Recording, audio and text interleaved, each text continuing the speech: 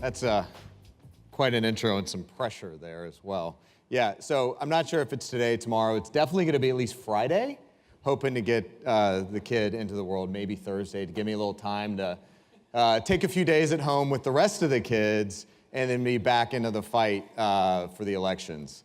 So 2 weeks from today, midterm elections 2018. Just a couple quick comments about where I see us and then what you as the American voter can do to help ensure and secure the vote. So first and foremost, where we are, 2016, I've described it as a bit of a galvanizing moment in the cybersecurity community. First, because it was that moment, I think, where folks realized that cybersecurity was not just an intellectual property or a cybercrime issue. It was a potentially destabilizing threat vector for our system of government. And that created a number of ripples across the interagency and the policy community, in part that we needed to better coordinate, share information, but also act on that information. So my organization, NPPD, has been working very closely with the state and local government and election official community over the last 2 years. Back in 2016, when we had threat intelligence, we had threat information on what the Russians were doing, there was a disconnect between the two communities. We're about to have Jim Condos from Vermont come up on the panel. And my predecessor and her team, when they reached out to folks like Jim, there wasn't a pre-established relationship. So if you said, hey, Jim, we got a piece of threat intelligence, we need you to take action on this IP range or this indicator of concern. It was more along the lines of, well, I don't know who you are, I don't know why you're asking me to do this, I don't have a basis of context or understanding. Now we have that. We've built trust, we've built relationships that allow me to work closely with folks like Secretary Condos. In that time, we've set up a range of coordinating mechanisms, most importantly, the Election Infrastructure Information Sharing and Analysis Center. That was established in February. We have all 50 states involved, as well as over 1,400, I think, at this point, counties, 1,400 counties. That's the fastest growing ISAC based on my very unscientific analysis, but it stands to reason. 1,400 plus members since February, so in 8 months. That's a pretty rapid uptake of a capability. The important thing that's coming out of the ISAC, and this is, I think, typical across the rest of our information sharing programs, there's plenty of stuff going out.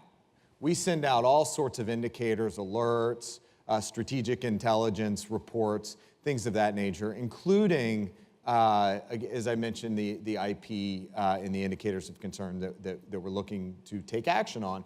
But most importantly, the biggest shift, the biggest change that I've seen over the last several months or year is the feedback loop, what we're getting back from the states and the local community. 2 weeks ago, DHS Intelligence and Analysis, the intelligence enterprise, issued a report, there's been some reporting on, about how we've seen an increase in cyber activity targeting state and local elections.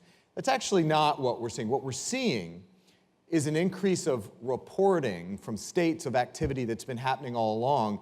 They're just feeding it into DHS and my team, where we can aggregate, where we can pull the total common operating picture, as much as possible at least, of what's happening across the state locals. We didn't have that visibility or that over-the-top picture of threats to our state and local partners. So we have that now, and it's only going to get better. So when we think about the actual activities we're seeing in advance of the midterms in 2 weeks, when you compare and contrast the activity the Russians were undertaking in 2016 to now, it's completely different. You know, we had intelligence that there was a campaign afoot directed by Vladimir Putin.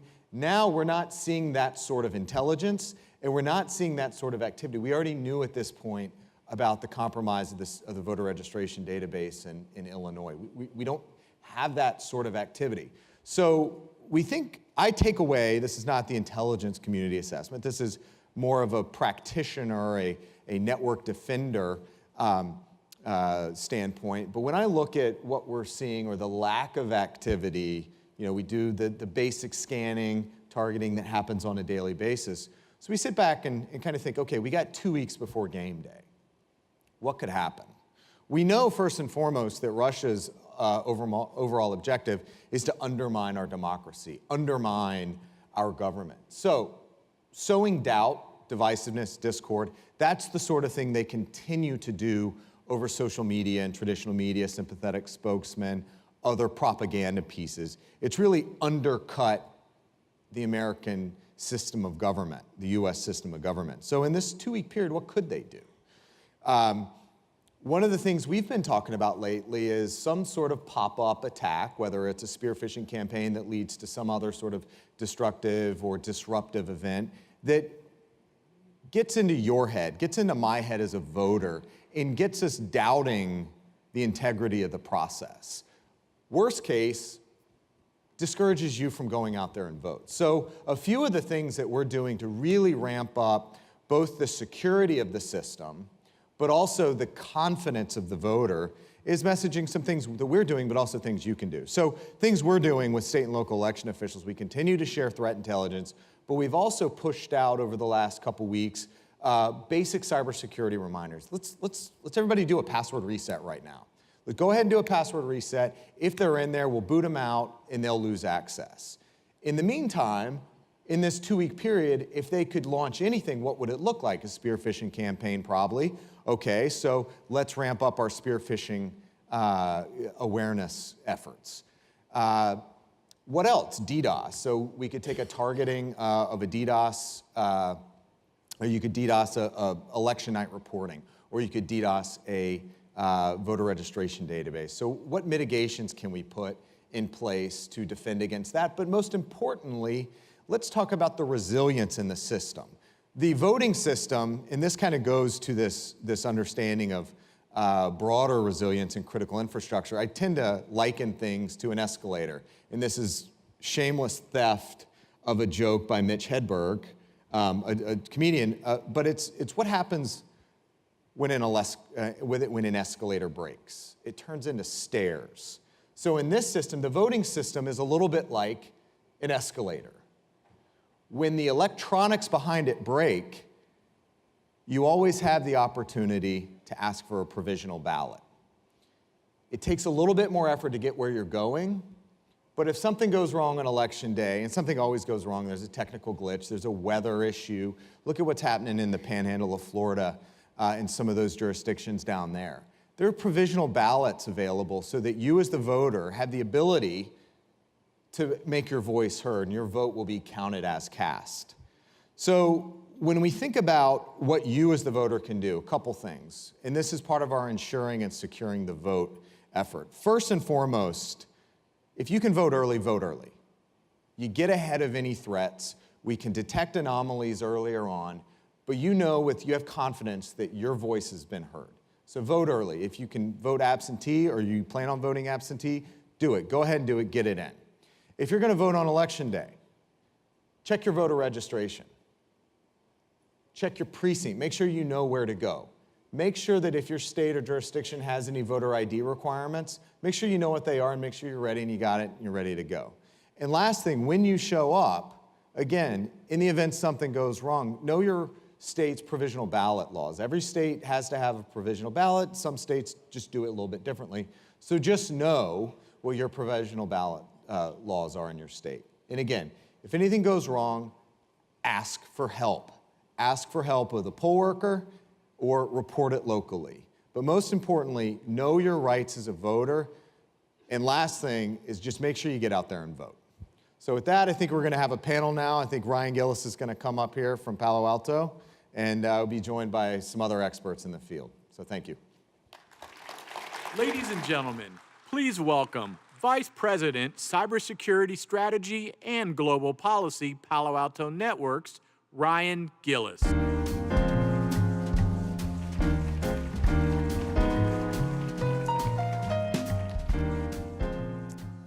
Thanks, Chris. I'd like to call up on stage our panelists right now. We've got Robby Mook from the Belfer Center at Harvard, and Jim Condos, who's both the Secretary of State for Vermont and the President of the National Association of Secretaries of State.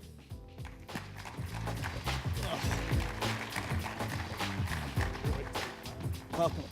Navigate the obstacle course here. Thanks very much. Chris, thanks for your opening remarks. I want to thank you all for being here. We thought with the election so close, this was particularly timely. Chris, particularly with the impending birth coming, want to appreciate you for being here.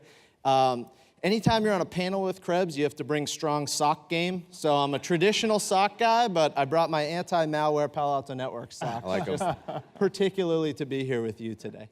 So we wanted to get into this issue, of course, for the timeliness. When you look at election security, obviously, you need to put that broader issue into a couple of buckets. First is the election security of the systems themselves, from the voting rolls down to the actual electronic devices in some cases, and the tallying. There's also the security of campaigns themselves, and then the broader disinformation issues that can happen through social media and we're seeing elsewhere. All very important, all with incredibly diffuse stakeholders, and we tried to bring the leaders here to sample all of those different issues. I would note that while technology has made this far more prevalent and the last election has made this sort of front and center for us, these aren't necessarily new issues in elections. I spent some time early in my career as an election monitor across the Orange Revolution in Ukraine. I saw at one point we were in Moldova. I was in Moldova as well as Montenegro, and they voted to secede from Serbia.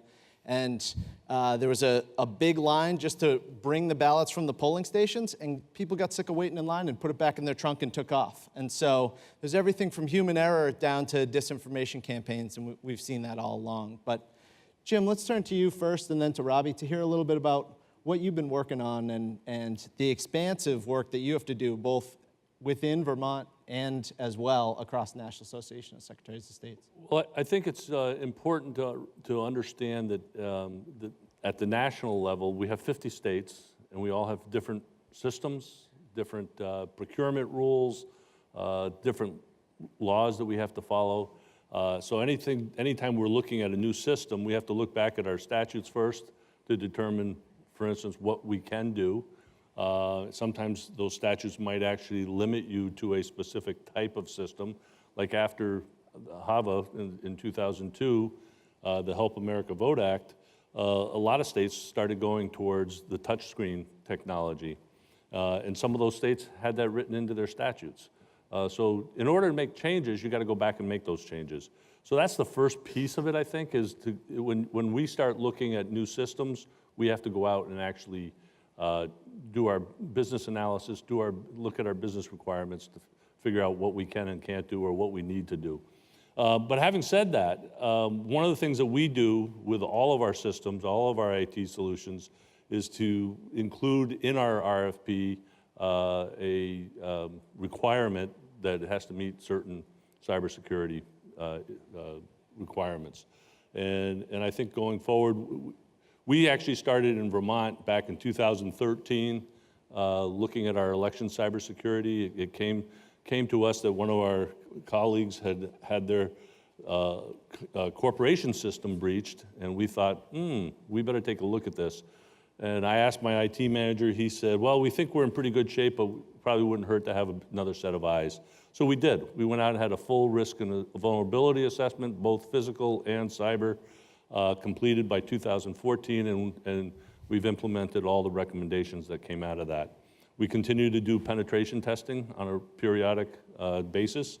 Our last penetration test was completed in, I think it was the end of April, early May this year, and we were listed as a mature, well-defensed system. One of the requirements that I have is that we use a different vendor for each time we go out for a penetration test to get that additional set of eyes looking at it. And obviously in 2016, when our world was turned upside down from that fateful phone call that we got from DHS to get on a conference call when we were notified that a bunch of states had been attacked, that they thought one state was breached. And I think, the good news is, the bad news was media was actually focused on the one state that got breached. The good news is there were 20 states that weren't, that did their jobs, defended against it, and we have continued to work that way. So from a national standpoint, I would say that 2016, we weren't as bad as some have made us out to have been, but on the other hand, we are in much better shape today because the focus has really been strong, and I think the connections that we've put in place, the protocols that we've put in place with DHS are strong, and I think going forward, we're confident that this election will go off well, and I think that obviously the concern is the sowing of discord and chaos, and I think that's where we're at this point. I don't believe, and I don't think DHS believes, and I'll let Chris confirm that any votes were changed in 2016. To our knowledge, no votes were changed. Because of Even better, we don't believe they had access to the tabulation equipment. That's true. For the most part, our tabulation equipment, I know in Vermont, our tabulation equipment is not connected to the internet by hardwire, by Wi-Fi, or by remote access software. And it's just a scanner, but we still have the voter-marked paper ballot. And as simple as that sounds, it's our biggest protection, that voter-marked paper ballot. We do a post-election audit within 30 days of the election. We've been doing them since 2006 in Vermont, and we've never seen a discrepancy. I also now have, because I requested from the legislature, the authority, which I didn't have before, that if I suspected anything, if I received a phone call from Chris or any of his colleagues that said, hey, we've got a problem, I have the ability now to pull the plug and go to a complete hand count throughout the state. And I'm not one that would be afraid to pull that. It's that important to me, so. That's fantastic resilience. Robby, you want to talk about your perspective on this, both from the work that you're doing at the Belfer Center, as well as obviously that being an evolution coming out of the 2016 campaign? Yeah, well, so I lived through the 2016 campaign. I survived the 2016 campaign. And we obviously were up close and personal with a lot of these challenges. After the campaign was over, I met up with Matt Rhodes, who ran Mitt Romney's campaign in 2012. We always say we're part of a very exclusive club of people who didn't win presidential campaigns. And so we were in our little club meeting. And I hadn't been aware that the Romney campaign had actually been hacked by the Chinese in 2012. I'd read before that somebody, presumably the Chinese, had hacked the 2008 campaigns, but I hadn't heard about 12. So Matt and I started talking more about this issue, and we both agreed something needed to be done. And secondly, that we had to do more in a bipartisan way on this issue. And so he and I were linked up serendipitously with Eric Rosenbach, who had just finished being chief of staff at the Department of Defense at Harvard's, and he was going to Harvard's Belfer Center. And so we set up what we're calling the Defending Digital Democracy Project. It's bipartisan, and our mission is to help provide resources for campaigns and election officials to better secure our election process. The most urgent task from our standpoint was to provide something for these campaigns, because coming out of the election, they're just, everybody was talking about the issue. There was literally nothing there for the campaigns, no playbook. So we created a playbook for campaigns. It's basically a detailed checklist of steps that they can take to secure the campaign environment. It's written in English. It's something that I can understand. And we also created a training video that campaign managers can use. It's like a quick 3-minute video they can show to their staff. Just helps illustrate for them what can happen to a campaign if they let down their guard, and also the basic steps that campaigns can take. The second set of resources that we set out to provide were for election officials. And again, coming out of the election, as Jim was saying, everybody knew we had a big problem. It wasn't clear what to do, and most election administrators aren't cyber experts, and certainly campaign managers weren't either. And DHS and under Chris's leadership has done a phenomenal job, and the secretaries have done a phenomenal job getting to a way better place. But back then, there wasn't a lot. And so we put together a similar playbook for election officials, walking them through for different types of election systems, vulnerabilities that they needed to look at. We created a tabletop exercise for election officials to put them through the ringer. We had a lot of DoD students at the Kennedy School. They were really accustomed to doing these kinds of tabletop exercises in a military environment. So, push to failure was always our motto with those. And we had 38 states come and attend a tabletop exercise we did there.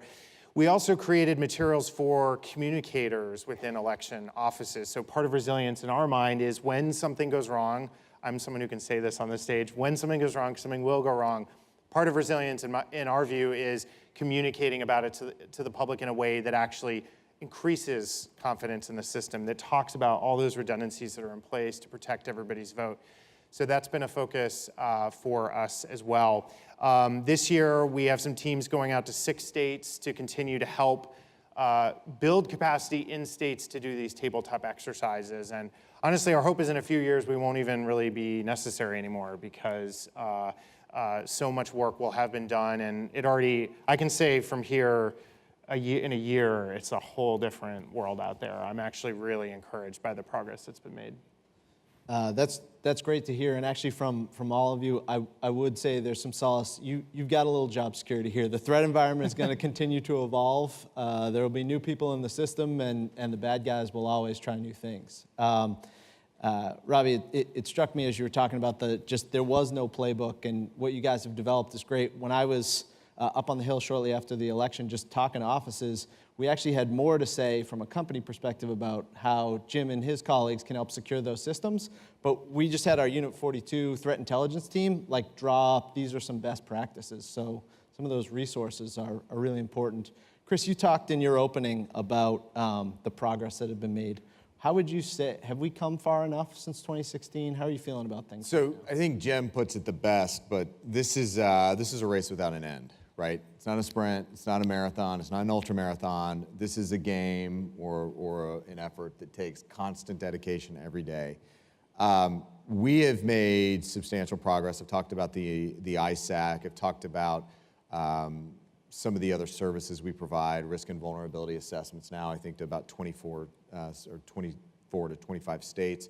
Cyber hygiene scanning, which is just external IP range scanning, looking for configuration errors to prevent these SQL injection attacks that we've seen in place. In some cases, like I think as Jim said with Vermont, it's an insurance, it's a backstop. We want to continue to offer capabilities and services because every state's different, every county's different. We want to be able to fill the gaps where they're needed. Security, from a resilience security perspective, look, we're never going to achieve 100% security across the board. It's just not possible. It's an IT system. What we want, again, is resilience. It's the ability to identify problems quickly, get to root cause, communicate the solution out there as broadly as possible. And that's one of the things that, as we look at, Dave mentioned in the opening, defend today, secure tomorrow. Yes, we're focused on defending the 2018 midterm election. But as we think ahead to 2020, it's retiring some of these legacy systems out there. It's getting better capabilities out there. It's getting paper and auditability out there as broadly as possible. Auditability is a key tenet of IT security in general, should be the same for elections. Yep, absolutely. Please. Just want to offer, just to follow up what Chris was just saying, and as an example, voter registration databases are what appears to be a target. And I can give you 2 examples of what we're doing. First, we back up our voter registration database on a daily basis. Every night that thing is backed up. Worst case, if it does get breached, files deleted, changed, whatever, we can go 24 hours back, reset it. We've only lost 24 hours worth of data. And further resilience, we now have same-day voter registration. So anybody that's eligible to vote will be able to register and vote right up until the close of the polls on election day.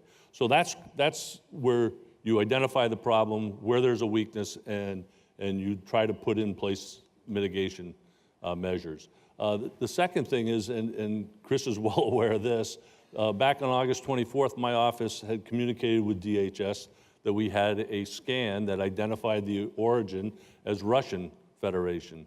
We immediately notified DHS and the Center for Internet Security. They did their work on it, but then issued through our communication protocol, through the Elections Infrastructure ISAC, issued a broad statement to the rest of the states to let them know that this had occurred so that anybody else could be on the lookout. It's called situational awareness, and that's what we were doing, was just, we identified it. And I've had several reporters come up to me, some of my local reporters, and said, well, how often does this happen? And they're amazed when I tell them that we're scanned probably thousands of times per day, maybe even per hour. And I think every state can say the same thing. It's happening, and I'm sure that this group knows that. And the question is, have we put the defenses in place to defend against? Yep.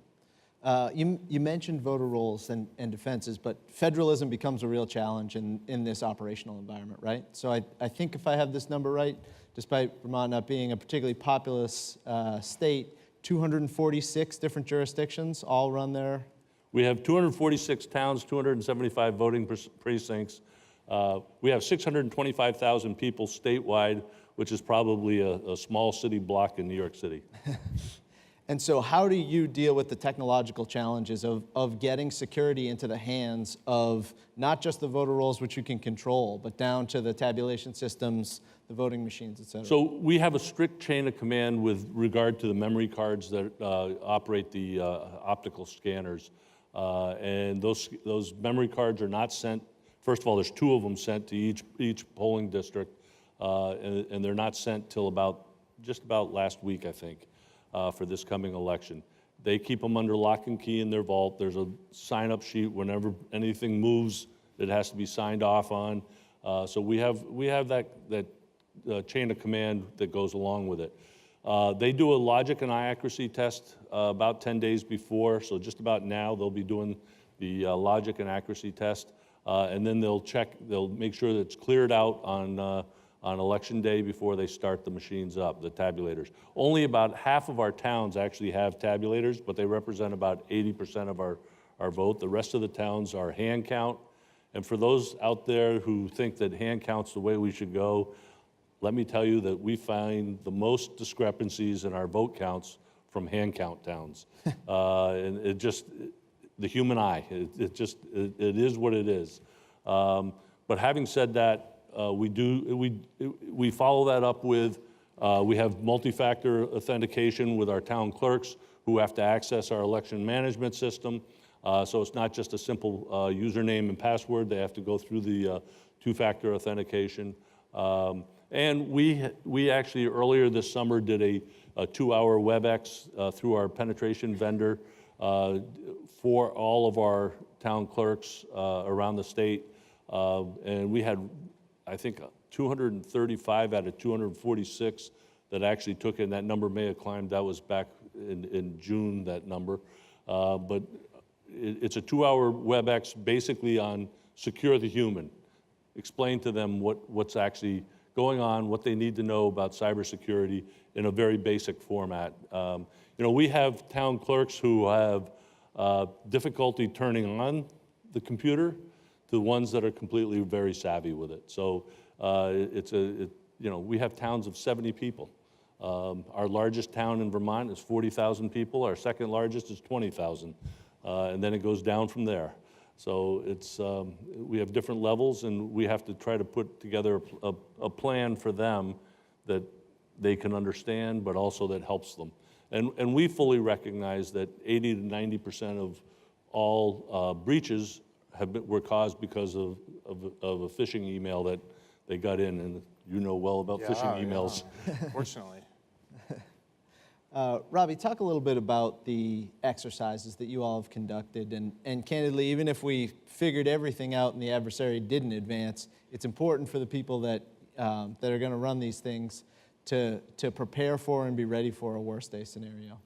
Yeah, well, like I said, they're built to get to failure. So the point is, we got to force the officials to fall on their face and have to learn to deal with that.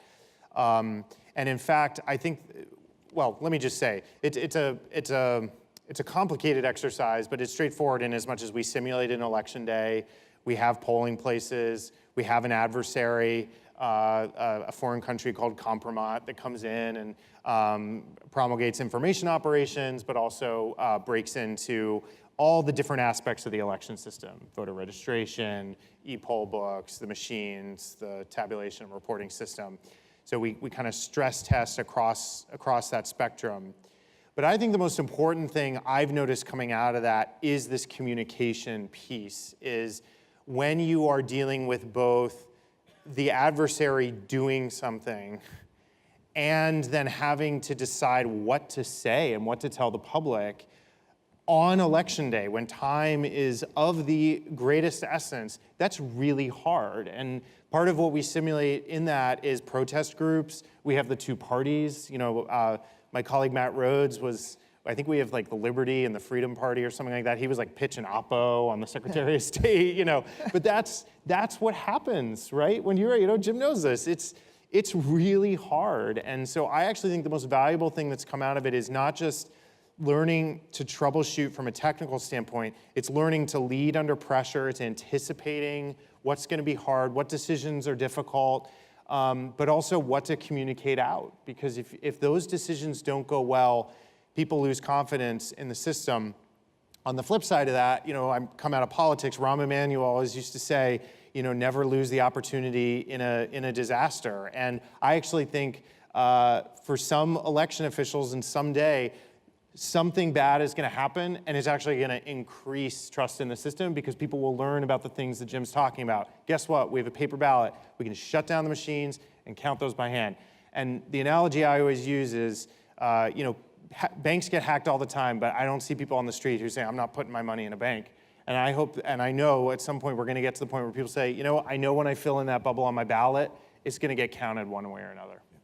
Chris, how are you working on the exercise and training challenge in coordination with states? So I actually was up in Cambridge last year for the December exercise, and then DHS, we've provided a number of trainings, not just to state election officials, but also to campaign officials. We had we were down in Austin, Texas with the RNC a few weeks back, Matt Masterson, with state party officials, offering the same service to the DNC.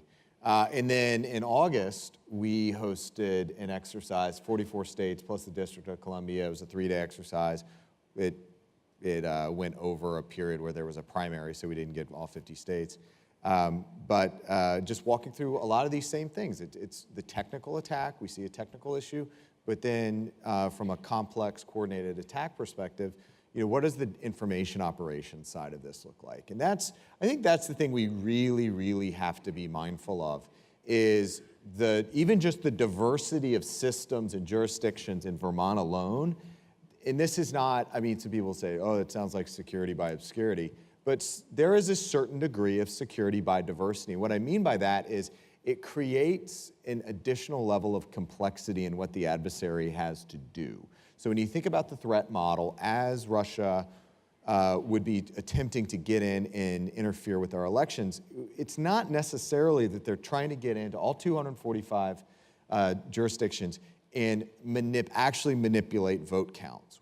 I think really what we're thinking through right now is, how do they get into one and raise the specter of their ability to broadly compromise, and then pivot over to social media and bang, amplify, amplify, amplify. That's voter suppression right there. That is getting in there and undercutting the confidence in the American voters' belief in the system. So that is, you know, in part what we've really been hitting on hard is identify the problem quickly, communicate quickly. Whether, you know, it's the Secretary of State, Jim, saying, look, I yanked the plug on that system, get out there and vote. You've got a tool of, or a kit of tools that you can use on election day if you need to respond. You know, you can extend voting poll hours, things like that, ensuring that everybody that wants to vote has the opportunity to vote. Great. Robby, from an observer's perspective and working on this across the country, what do you think the greatest area of improvement is right now? On elections specifically? On elections specifically, what do we need to continue to improve? From my perspective, I think there are three things that would help. One is, I just think Congress needs to appropriate more money. You know, that's not the be-all, end-all, and I think sometimes it's made out to be. You know, culture, focus, initiative, those are more important. But with more money, we can get some of those old machines and old systems offline and improve. The second piece is, I think we need to pivot our attention a little bit to the states. So Jim was talking in Vermont about how the legislature there gave him new capabilities to maintain confidence in the system, to intervene if something's going wrong. I think there are too many states in our union right now where the legal framework of the election system does not lend itself to security. And I think in some cases there is definitely security by obscurity. I think in some cases you have counties who also don't have a lot of money, you know, and they may be commingling election assets with other, you know, assets. And so I just, for every ounce of pressure we're putting on Congress to take action, I would hope that people are going to their state legislature and saying, what are you doing? Both from an appropriation standpoint, but from a legal framework standpoint. And then this has been brought up a number of times already, but just resilience, you know. To me, again, educating people about how many steps there are in place to protect the system builds that confidence. And Chris has said this, and Jim has said this, that's what matters at the end of the day. We want people showing up to vote, knowing that vote is cast and counted. It's not gonna get taken away from them.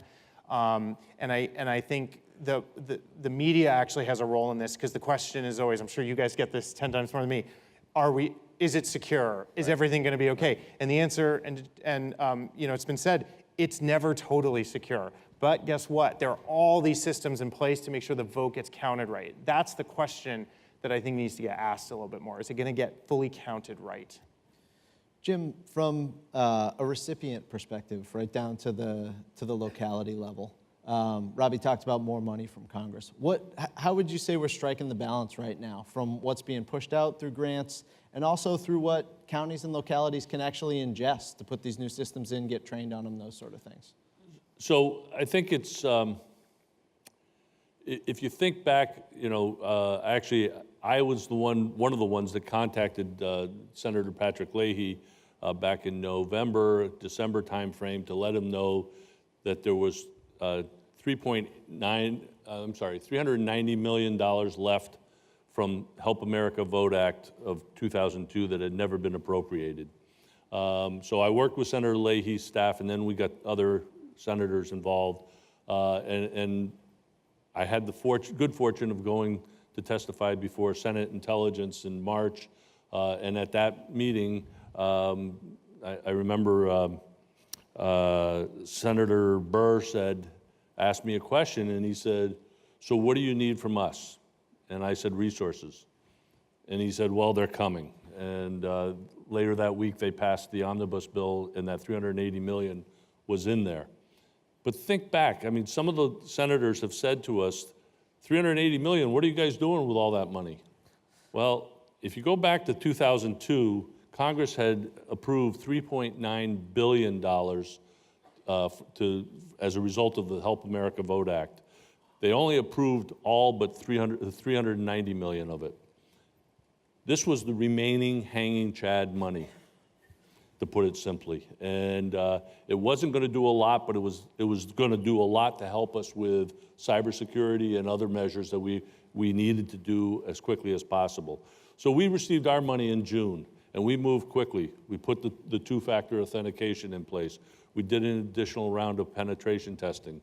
We put a totally new accessible voting system in place for, it's fully ADA compliant and allows people with disabilities to vote privately and independently. Those are the things that we've done, and we've also programmed for new tabulators in the future. It's been estimated, I think, by the Brennan Center that it would cost probably somewhere around $1 to $1.5 billion if we replaced all of the tabulators across the country right now. And some of these tabulators are old. Some of them are 20 years old. And that actually works to our favor sometimes because some of these cyber folks, they're not interested in those old tabulators. It is a problem, and we do have a funding issue. And as Chris said, I often will say that cybersecurity is like a race without a finish line. We need resources, and we need ongoing, sustainable resources, not one-time money every 10 to 15 years. So my goal is, I've been working with Senator Klobuchar and Senator Langford on the Secure Elections Act, and my goal is always to push for more money. I'm not sure that everybody is in favor of that, but we will continue to ask. And I think our legislatures need to face up to it as well. This is not, a one-all that the federal government's going to, pay for it all. But I think we also have a problem where people are just, this is the bedrock of our democracy. Voting is the very basis of it. We have to protect it. We have to make sure that people feel confident that when they cast a ballot, that it is being counted. And I just really feel strongly about that. Absolutely. Chris, how do you prioritize resources when you get these requests from all the states and when you offer such a wide array from information sharing down to helping with training down to risk assessments? How are you prioritizing where you go and where you send people? So to start with Jim's point about resources, there's a balance here. By the Constitution and law, states are responsible for administering federal elections. The federal government, on the other hand, is responsible for the national defense. So when I look at what happened in 2016 and what it looks like going forward, if we're saying that election security is a national security effort, in good conscience, I can't say, Jim, go at it. Good luck. Good luck against Russia. Good luck against Iran, China, whatever it is. So I've got to be able to provide whatever available resources I have to ensure that he's successful, and whether resources means people or capabilities or money, that's the conversation we need to have. I think going back to what's next after the $380 million in the Omni, the question we need to have going forward is take a cost build-up approach. What is the gap in Vermont? What is the gap in Pennsylvania? What's the gap in Georgia, Louisiana, South Carolina, New Jersey, Delaware, those states that have the touchscreen equipment? What's the gap? What's the delta that they need for investment? Have that cost build up so we can have an informed conversation on the Hill about what the actual resource and funding requirements are, recognizing that states have skin in the game too. Some states have budgeted at the legislative level for equipment upgrades over time. Some states haven't. Not every state is positioned financially the same way. Now, moving into DHS space, we got money as well in the omnibus, about $26.2 million, to help build out my teams, to help build out my analysis teams, some of the information sharing capabilities we have. So a lot of the things that we do, cyber hygiene scanning, the resourcing of the elections infrastructure, ISAC, that stuff's scalable. It's not, I got to put this person here or that person there. The risk and vulnerability assessments, there was a narrative going around early on that there was a wait list. It didn't turn out to actually be a thing. We had the ability to prioritize, in part by the critical infrastructure designation of election infrastructure. We were able to prioritize states at the very top of the list. And I've got enough bandwidth across my teams that if a state wants a risk and vulnerability assessment, which is about a 2-week program, it's a 1 week on site, 1 week off site, it's basically, it's when do you want it? When can you take it? There's some prep work. You got to kind of figure out what your environment looks like. We've got to do some legal agreement and understanding of what the scope of the assessment is. But resourcing and prioritization with states and local officials has not been a challenge of late. What I see as the biggest challenge is going to be the run up to 2020. When we get through the midterm, everybody, keep in mind, folks, that the election doesn't stop at midnight wherever you are in Hawaii on the 6th. There is a after-action process. There's canvassing, there's auditing in some states, there's the certification, and you probably stretches into December for you. election officials will be full up on the midterms well through the end of the calendar year. So after that, when we can do the after-action process, we can figure out what the gaps are, the delta is, both on the finances, but also the analysis and the HUNs, or the incident response stuff that we have to do. My sense of things is that state and local requests in general are already on an incline. And that's, look at the ransomware attacks that are happening out there across the country targeting state and local election officials. We're already being flooded with requests, and it's only going to get more, I think, from state and local election officials after the 18 and the run-up to the 2020. Robby, we focused a lot on the election security of election systems. Talk a little bit about the campaign, truly startups, volunteers, people using their Gmail. How do you begin to get your arms around that? Yeah, it's really hard, and I think this has been the space where movement has been a lot slower. An interesting fact, actually, about our campaign was, most people don't know, Hillary Clinton for president, the campaign organization was never hacked. So if you sort of think about that. The DNC was hacked, and it wasn't just John Podesta's emails, it was about 10 people's private emails that got hacked. And a lot of those emails got released, they just didn't really get in the news as much. And so it's both that these are startup organizations, it's that the weapon is information, right? So someone could steal your candidate's medical records from a hospital and release those, right? That's occupies the media for a week instead of the message that you need to get out there, right? But I think the reason this has been slowest is resources. Campaigns do not have the resources to go out and get world-class cybersecurity protection, but in our case, we had world-class cyber adversaries, right? All that said, our campaign, there were, from the forensics I've seen, hundreds, thousands of attempts to get into our campaign. We had simple things in place that prevented that, like two-factor authentication as a number one. But culturally, like one of the things I say I did not do a good enough job on was, culturally, I should have had every staffer come in and sit down with my security guy, we had one, and go through their personal email and all of their accounts and make sure they were locked down. We had a business rule not to put campaign stuff on personal accounts, but that wasn't fully happening, and that's on me as someone sort of setting the cultural tone. So I think we need to do a lot more on infusing this in the culture. We haven't seen as many breaches in 18 as we did in 16 or to the same degree. And so I think some people in conversations I'm having are taking that as, well, that was a Hillary thing or that was a 2016 thing. We don't need to worry about that. And I obviously don't think that's the right approach. I'm also worried about new threats, so in particularly financial. So one way to hurt a campaign is to take away their ability to communicate their message, right? So that's throw a bunch of information out in the water that gets the press talking about bad things rather than your proactive message. Another way is to steal your money.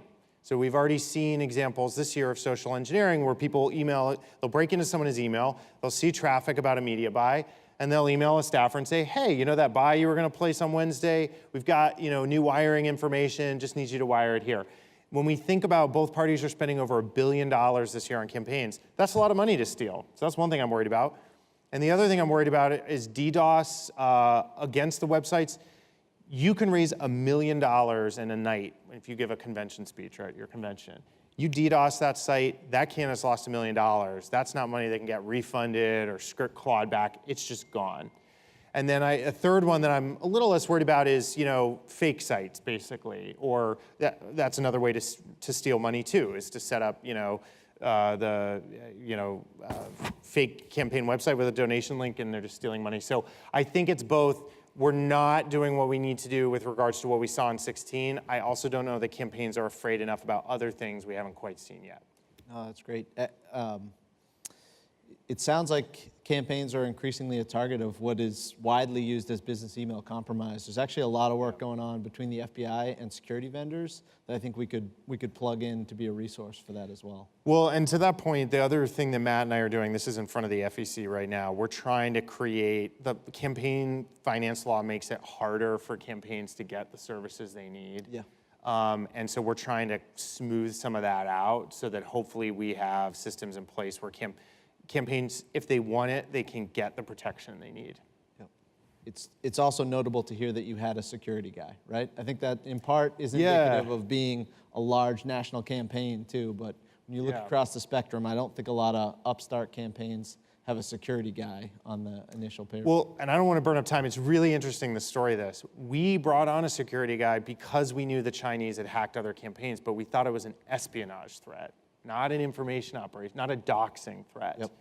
And that's why, again, I just worry some of these managers are going into 2020 campaigns, building out for the 2016 campaign, and not thinking holistically about all those threats. So again, we're trying to do something about it. It's easy to sit on stage and just say, oh, everything's terrible. We're trying to do something about it, but campaigns, it's like the awkward relative that shows up at Thanksgiving. It's just awkward for the government to engage with campaigns. And it's awkward for corporations. There's a bunch of laws and rules. Campaigns are inherently partisan. They fight with each other. So again, Matt and I are trying to be some of that connective tissue in a bipartisan way to smooth some of those pathways out. That's great.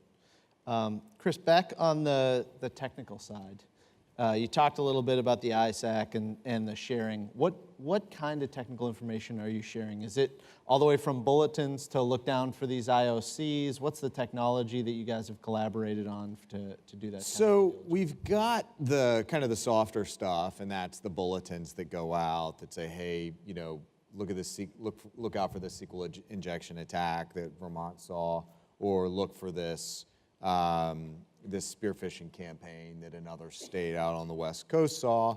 It's those just tippers and cues.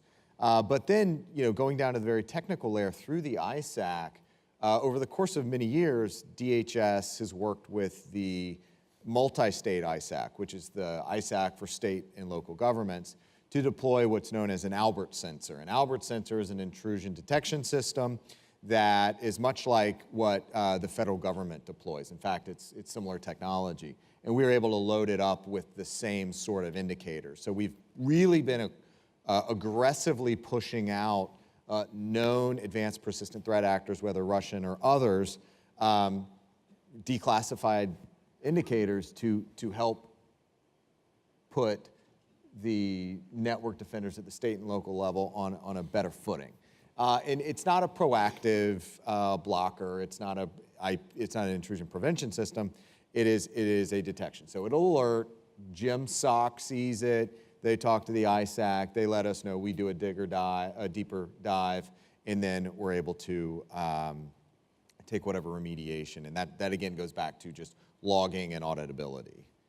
And I just wanted to just offer too that one of the most important things that I think has come out of this whole process since 2016 is simple communication.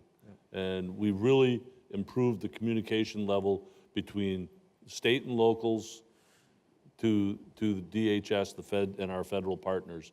We now have protocols in place to communicate. We know who to contact if something comes up, and it's a two-way street. I think, Chris and I have both talked about how, the state is communicating with DHS. DHS can then disseminate information to everybody. Information is king, and that's really the issue that I think a lot of us are looking for. And think back to 2016 when Secretaries of State in August of 2016 were told to get on that phone call with DHS. We were told at that time that they were considering making us a critical infrastructure. We had no idea what that meant. And it wasn't even the night before the designation actually happened in January, we were on a conference call with the Secretary, and he didn't mention anything to us that the next day he was announcing critical infrastructure designation. That was January of 17. It wasn't until probably, I think it was June of 17, that the states actually received the information on what the designation meant. So it was a rocky start to begin with, but I can tell you that the communications have improved tremendously, and we're all on the same page, and we're focused and moving forward. If I could wrap up the Albert sensor piece real quick. In 2016, so the way state election official offices and their infrastructure is configured, architected, and placed. Again, it's different across every state, but also because folks like Jim are independently elected officials, their systems don't necessarily nest under the state CIOs. So through the MSISAC, we've pushed out these Albert sensors to the state CIOs. Now, that means that in some cases, a state election officials network may not be under that Albert sensor. So we have either helped them get under it or we've pushed out additional Albert sensors. In 2016, in part of this 21 state number that we've used, the reason we say 21 states is because those 21 states effectively were under an Albert sensor at the time. Now we're at about 40 some odd states, I think 41, 42 states that will be covered by Albert sensors or election systems covered by Albert sensors, which represents about 90 to 92% of the nation's election infrastructure at the state level. I mean, we would go from less than 30% in 16 to over 90% in 18. I think that is, if you're looking for measurements of progress, that's a pretty substantial one. And Jim, from a recipient level, again, you know, we all across government and industry deal with this workforce challenge, right? DHS ships this equipment out, and you have people there that are like, oh, I also in my spare time am an Albert sensor operator. So how does that work? Who's in your SOC?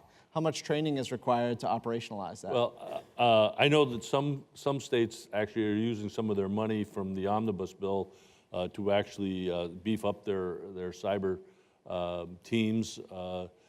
California put in a fairly extensive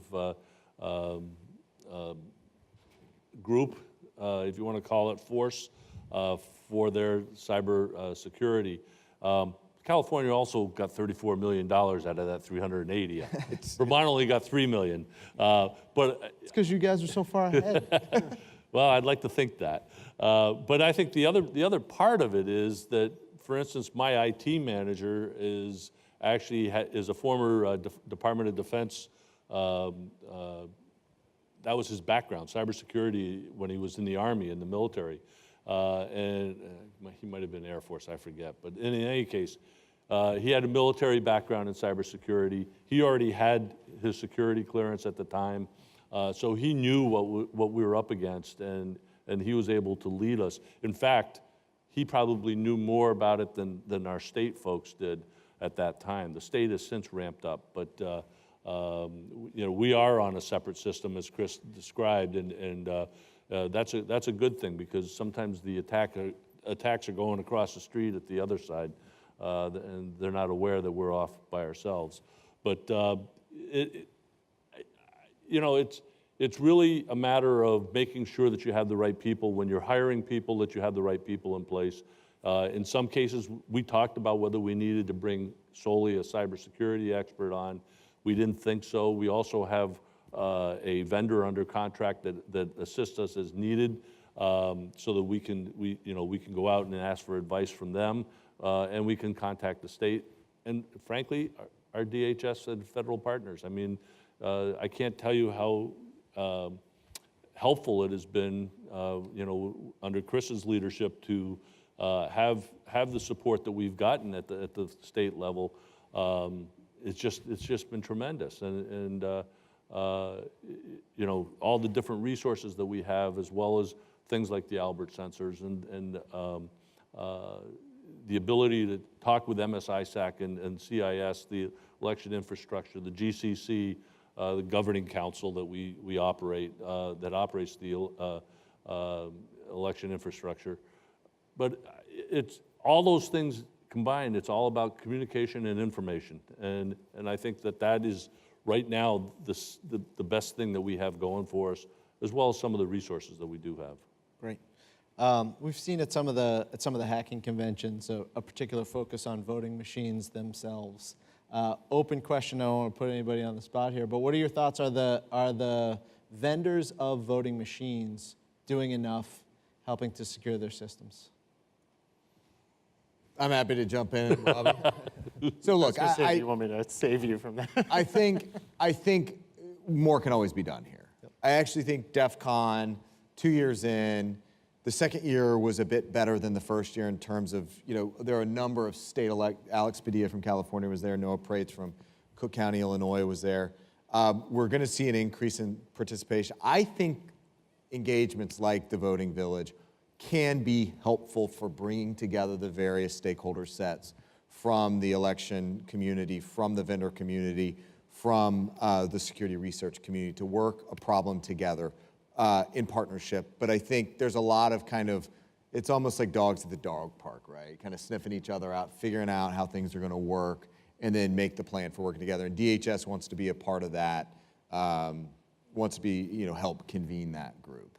One thing I think will be immensely important is the Election Assistance Commission getting a quorum and being able to finalize the Voluntary Voter System Guide 2.0 or 2.1. That should be the final guide. It has a lot of security considerations in there that should inform the process going forward. But it's also important to note that both from a market perspective, the states are moving away from a lot of from the DREs in general, from broad deployment. All 5 of those states that have them between South Carolina, Georgia, Louisiana, New Jersey, and Delaware, they've all 5 have they're in some way of retiring those legacy systems and going to a modern system. There's been some hiccups in the process, but they're all moving that way. Pennsylvania, same thing. They're moving down that track of retiring their legacy system. So the market's already going there. It's just now we got to make sure that the states are enabled and empowered to make the procurements they need. And you mentioned those guidelines that are being revamped right now.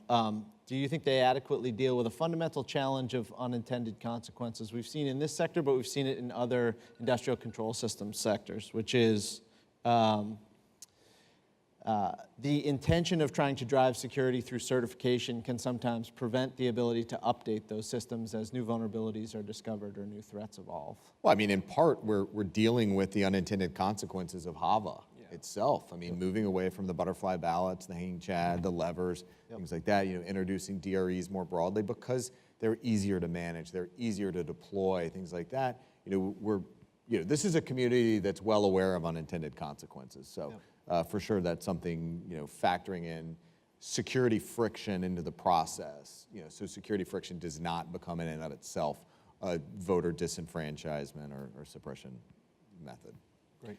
I would just add to that, I think more research just generally would be a healthy thing. Yeah. Like I don't think we invest enough. I think there's an opportunity through state universities or creating centers of excellence, however it's done, just to research this because red teaming I'm not a cyber expert, but it's a good thing just inherently. I think we need to be doing it with our campaigns. But I think the more we do it in the most realistic way possible and with the intent of creating best practices, the more we're focused on those things, the better. I won't speak for DEF CON, but our principle at Belfer has been, are we building capacity? Are we helping states get better? And I think it's easy to always create situations to make the system look vulnerable. I think it's different to build capacity, build foresight, develop research that helps people look ahead. Great. Well, thank you very much. Any closing remarks from any of the esteemed panelists here? I'd just like to say that, the 50 states are working hard, they're focused. We are concentrating on cybersecurity in many different forms, and some of that goes to the equipment itself. But as I tell people often, to go out and purchase new equipment, it's not like we're going to walk into Best Buy and say, I want 200 of those off the shelf.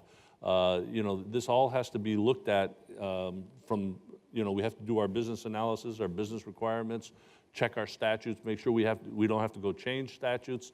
I know I've said that before, but that's the real world around government agencies, and we have to do that. But I think that the good news is that everyone should feel confident we're all on the same page. We're all moving forward. It's a little sappy, but everybody in here has a role in defending democracy. One is get out there and vote. I've already talked about the things you need to do to get out there and vote, but also the information you consume, think before you link. Know your sources. Our adversary, again, whether it's Russia, China, or others, continue to push messaging to manipulate or in some cases undermine the system.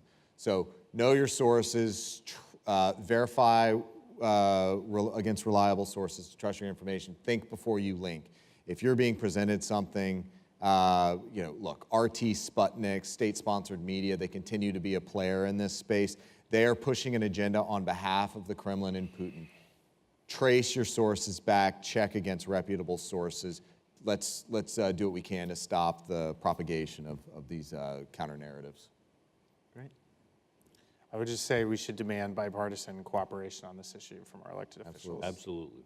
All right. Well, thank you all very much. That concludes this panel. We're going to break for lunch now, and then Lee Klarich will come back and kick off the technical side of things at 1.